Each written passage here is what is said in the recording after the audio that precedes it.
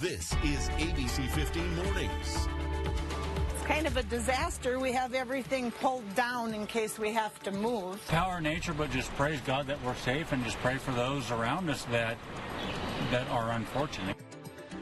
Dangerous flooding turning to rescue operations following back-to-back weather action days. Homeowners remaining under alert this morning as this search continues for a missing couple in the high country. And time to move out. That's what the city of Phoenix has decided for residents of 3 trailer parks near GCU, despite dozens of people showing up at a meeting last night to protest against it. Then making ends meet. All new for you this morning. We are helping those of you searching for jobs navigate this current job market with expert advice on how to land your dream job. But first, breaking news out of Mesa this morning. One person is dead after a fire started at this facility near the Loop 202 Red Mountain and Power Road. We're told the fire is out this morning. It started as a flash fire, actually, involving flammable materials. And also breaking overnight, new information on a deadly shooting in Phoenix. This happening last night near 7th Street and Madison. Phoenix police say they got a call about a woman who was shot in the head. The caller said he was hit in the head with a gun. Officers finding the woman, they took her to the hospital where she died. That caller is expected to recover from his injuries, and right now police say they do not yet have a suspect. Also developing this morning, the search continues in the high country for a missing couple. Right now it's looking like their vehicle was washed away by floodwaters. So search teams are looking for them in the Bear Flat crossing area. This is right near Payson. Crews did find their vehicle stuck in Tonto Creek. Gila County deputies say dangerous weather, flooding as well, making those search efforts, as you might imagine, even more difficult. And the force of those floodwaters creating dangerous conditions across many parts of our state. In Camp Verde, residents are getting some relief as that water is starting to recede. And I was live near Rimrock yesterday on ABC 15 Mornings as the waters began to rise and become more powerful by the minute. The Yavapai County Sheriff's Office warning people to be extra cautious about the damage as well. I spoke with people who live in this area as Wet Beaver Creek spilled over the brink there an inch closer to their homes. Creek is like 50 feet wide, but now behind my house, it's like 2 football fields wide. What do you make of all this? This is the worst I've ever seen it in 10 years. The Yavapai County Sheriff's Office providing QR codes to get people information as quickly as possible about how to deal with your home, your property, if it's been impacted by the flooding. You can just use your cell phone camera right now. Hold it up to those QR codes and those links will pop right up. So let's talk about the valley, okay? Because the recent rain, the snow melt as well, causing the Salt River Reservoir system to fill up. According to SRP, the snowpack is the deepest we have seen, you guys, in 30 years, and that is leading to significant watershed in our reservoirs. The reservoirs were already 95% full, and we're told the water release will continue through the end of April, begging a lot of questions from so many of you this morning. Yeah, so let's send things over to ABC 15 meteorologist Iris Hermosillo right now. And Iris, that's what I was hearing from deputies too, is, I mean, they're not expecting this to really slow down anytime soon. And that's the thing, the rain, the snow, it's ended in most spots across our state this morning. But what you're going to see is that there are still multiple areas that are under flood warnings because it's going to take a while for those water levels to go down. We've seen that certainly has been the case in spots like the Tonto Basin, where that area has been under a flood warning for weeks. Now, we've got multiple rivers that are still under a flood warning here this morning, both around the Phoenix metro area and in northern Arizona as well. Now, as you look at Desert Doppler radar, the snow tapering off for the most part, the only exception being out near Show Low. Now, that said, we do have another chance for snow showers in northern Arizona, so we're not completely done, but overall a drying trend will begin once we get to the weekend. So this afternoon, watch for snow showers in northern Arizona. I'm going to walk you through the timing of when they begin and how long they last in just minutes. But know that the valley will be drying out. We'll see more sunshine today, but it's also going to stay unseasonably cool. So believe it or not, here we are approaching late March, and we're still talking sweater weather as our temperatures start off chilly this morning, and we end up with a high of just 68 this afternoon. I'll show you that Super 7 day and when we've got some warmer weather ahead in just minutes, Megan.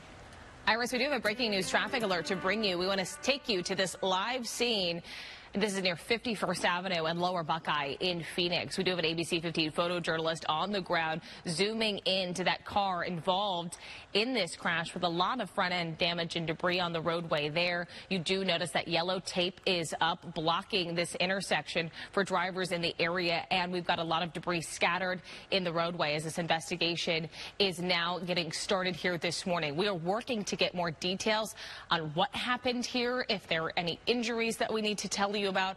We will continue to check in with those first responders out there on the scene and bring you updates. Now, of course, we want to give those first responders space, and I also want to make sure you can get around this scene. To give you some perspective, this is just east of the 202, the South Mountain Freeway, 51st Avenue, and Lower Buckeye. As we get some alternate options for you, I'm going to pick those major intersections to get by. So eastbound and westbound, you're going to go north of the scene, which is Buckeye Road, or south, which is Southern. Then you've got 35th Avenue or the Loop 202 South Mountain if you're trying to go in that northbound or southbound direction around this area.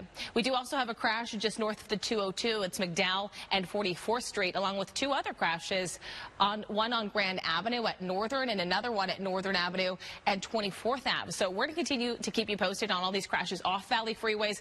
Plus, we're going to check on Valley freeways with a view of those desert drive times and some high country closures. Nick, still ahead. All right, 6:05, forced to move out of their homes. People in 3 mobile home parks now have just weeks to pack up and find a new place to live. We do want to bring in our Amelia Fabiano. She is live for us this morning. And Amelia, those residents not holding back at that city council meeting, which ultimately did not go their way. Well, Kaylee and Nick, more than 100 people actually had signed up to speak at last night's city council meeting, speaking out against this proposed eviction. Most of those speakers were residents of these trailer parks from the Periwinkle, Weldon Court, and Las Casitas mobile home parks. The 3 parks have been targeted for neighborhood redevelopment. One of them is owned by Grand Canyon University. Residents have received notices to prepare to get out, but those notices have led to a months-long fight that ended in that meeting last night. About the rights of human beings who've been living in their homes for decades and decades. The for-profit university wants more student housing or parking garages so that they can accept more students, and that desire cannot come before the needs of the community who have been there for decades before us. No me quiero ir. I do not want to leave. City council members were expected to vote on a series of 4 actions. Residents hoped those actions would keep them from being displaced. But in the end, the only motion that passed included providing $2.5 million to support their relocation and offering services to help the now homeless communities. Grand Canyon University owns Periwinkle Mobile Home Park. That will now be used for campus expansion. GCU released this statement overnight saying it supports the city council's decision to provide further relocation funding support and says GCU provides free rent, early departure compensation, and household goods to these residents. It plans to close May 28th. The move-out dates for the others are expected to come within the next couple of weeks, but the property owners of these other trailer parks say they've let these residents know for months, in some cases years, that it would eventually come to this.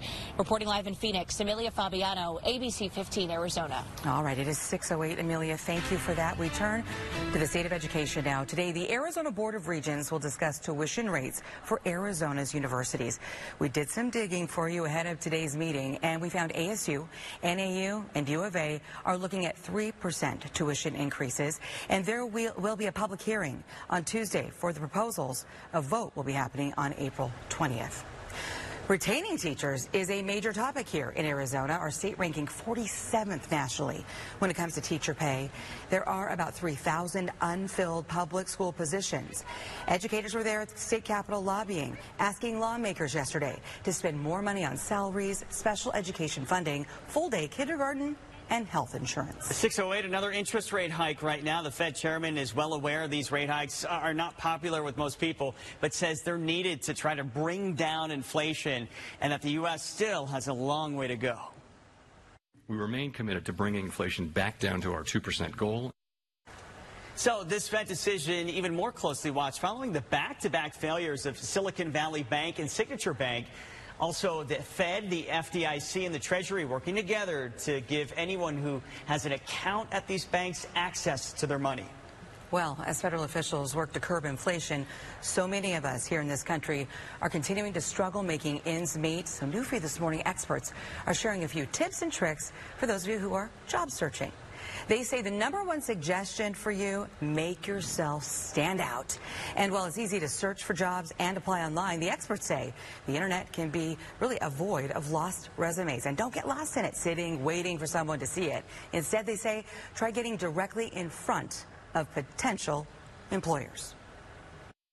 Get up, put on your best outfit, get out there. There's people who need you, but you can't sit behind a computer to get your job. Get out there in the job market, build relationships, and you'll get a job.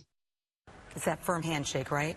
And the thank you note. Don't forget that. She goes on to say it is still very much an employee's market with far more job openings than people to fill them, which can give job seekers a leg up when you apply. I'm Joe St. George in New York. By now, you've probably heard that some in Congress are interested in banning the social media app TikTok. If that would happen, how would a ban actually work? Would it get deleted from your phone? We explain next. Plus, giving back to the Valley and our local community for the annual Day of Giving next week on Wednesday, March 29th. 100% of your purchase at Jersey Mike's goes to help local charities. All you have to do is buy lunch or dinner to donate at your favorite Jersey Mike's locations. One of them, of course, our Phoenix Children's Hospital telethon that we do every year. So make sure you go for that. Yeah, because the kids win big with that, right? Oh, yeah, we all do. Well, speaking of winning, if you're in the kitchen, you can't see the TV, you got to come over, take a look at this. Oh, wow. Isn't that gorgeous? Too beautiful not to share. The sun on its way up there over the east horizon right now. And this here is a live look from our ADOT cam. Your full and most accurate forecast is still ahead. Thank you for starting your day with ABC 15 Mornings.